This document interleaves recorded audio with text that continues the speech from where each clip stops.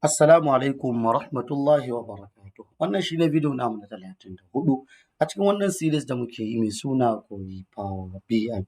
Kamar da na faɗa, insha Allahu zan yi bayani akan PowerBI tun daga farko har zuwa gwargwado abin da ya kamata a ce mutum ya sani a ciki. Idan ba za ku manta ba, video namu na shi mun yi bayani ne akan distinct count a cikin PowerBI. Yau insha Allahu za mu yi bayani ne akan DistinctCountNoBlank. DistinctCountNoBlank shi ne sunan wannan function in DAX ne shi ma a cikin PowerBI.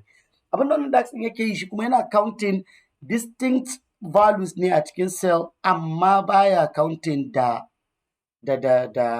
empty blank. So wannan counting da muka yi ɗazu na distinct count zai mana counting har da blank cells ɗin. Kamar misali yanzu da na yi abun nan. Let me show you this. Da muka yi ɗazu da muka yi count product, bari in ce count product 1. Da muka yi amfani da distinct count, sai muka ce product name, za ku ga zai ba mu a distinct count zai ba mu 12 ne ya ba mu a last video namu. So but let me see it.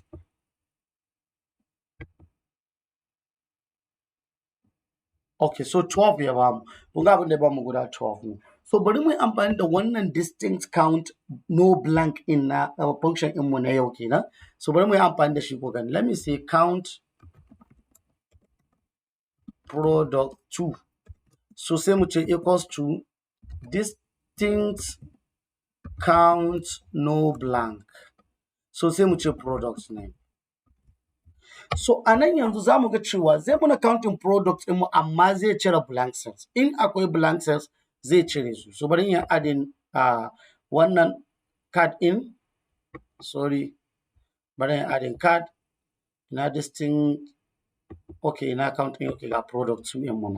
So kun ga a wannan distinct count no blank ɗinmu 11 muke da shi, amma a distinct count muna da 12. So distinct count no blank zai cire wannan blank ɗin, shi kuma distinct count har da blank ɗin yake haɗawa. Let me show you.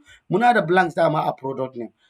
So ya muna count har da su a matsayin distinct count ɗinmu da muke da shi, amma a distinct count no blank ya cire muna su kawai ya ba mu distinct count ɗinmu without blank cell. So shi ne abin da wannan distinct count no blank DAX function yake yi. So nan za mu tsaya insha Allah cikin wannan video.